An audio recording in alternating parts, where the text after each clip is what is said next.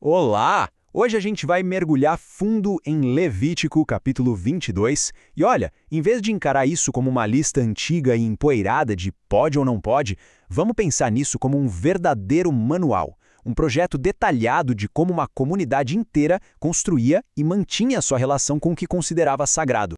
Isso já nos joga direto na grande questão, né?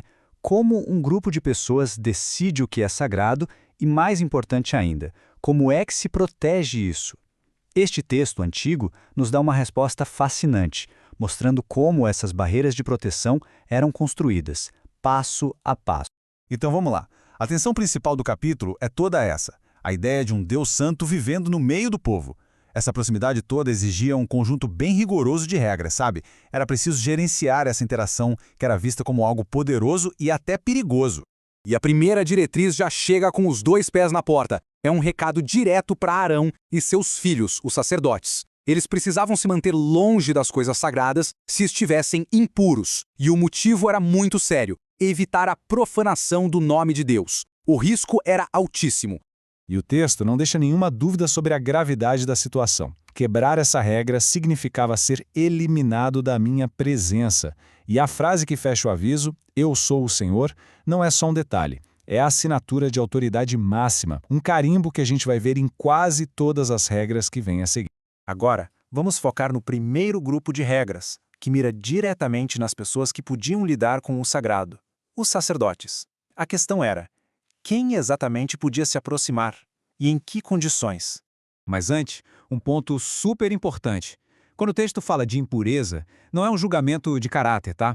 É mais como um estado ritual, temporário. Pensa como se a pessoa ficasse incompatível com o sagrado por um tempo, geralmente por ter tido contato com coisas muito intensas da vida, como doenças, certos fluidos ou a morte. As causas dessa impureza eram bem específicas, como lepra ou toque em um cadáver. Mas o caminho de volta para a pureza também era super claro, um processo de duas etapas. Primeiro, a pessoa tomava um banho, e segundo, tinha que esperar o sol se pôr. Só depois disso é que ela estaria ritualmente pura de novo. E olha que interessante, essas regras do sagrado se estendiam para a vida social e familiar. A filha de um sacerdote, por exemplo, se ela se casasse com alguém que não era da linhagem sacerdotal, ela perdia o direito de comer das ofertas. Mas, se por acaso ficasse viúva ou se divorciasse e voltasse para a casa do pai sem filhos, ela podia voltar a comer. A santidade estava ligada à casa a que ela pertencia. E se alguém errasse sem querer? Bom, o sistema também pensava nisso. Se uma pessoa comesse uma oferta sagrada por engano, não era o fim do mundo. Tinha uma solução. Ela precisava devolver o valor da oferta e ainda pagar uma multa de 1/5, ou seja, 20% a mais.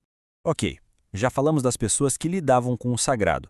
Mas e as coisas sagradas? E as próprias oferendas? Pois é, os animais oferecidos também tinham que seguir um padrão de qualidade bem rigoroso.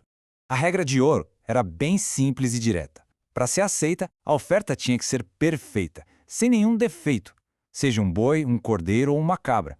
A ideia era clara: oferecer o melhor, não algo que seria descartado de qualquer forma.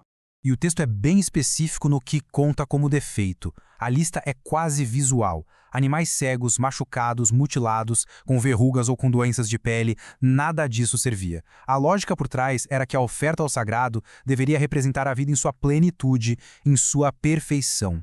Só que aqui tem um detalhe curioso. Havia uma pequena diferença dependendo do tipo da oferta. Para uma oferta voluntária, um presente espontâneo, um animal com um defeito leve, tipo membros desproporcionais, até podia ser aceito. Mas se a oferta era para cumprir um voto, uma promessa séria, aí não. A exigência de perfeição era total. E no meio de todas essas regras sobre rituais e perfeição, a gente encontra algo mais profundo, sabe? Um princípio de respeito pela vida e pelos ciclos da natureza. Um ótimo exemplo disso é o número 7. Um filhote de boi, cordeiro ou cabra não podia ser sacrificado logo que nascia. Ele tinha que ficar com a mãe por no mínimo 7 dias.